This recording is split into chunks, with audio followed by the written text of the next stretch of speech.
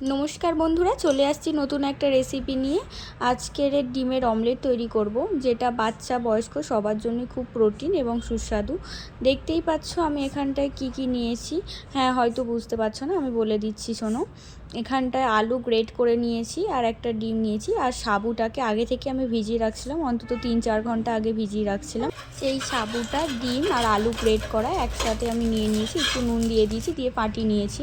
নিয়ে তেলটা একটু গরম হলে তাওয়াতে আমি ভেজে নেবো। এটা তেলটা একটু গরম হলেই আমি সেই ডিমের যে অমলেটটা আগে থেকে যে ডিম, সাবু আর যে আলুটাকে ফাটিয়ে রাখছিলাম সেটা আমি দিয়ে দেব।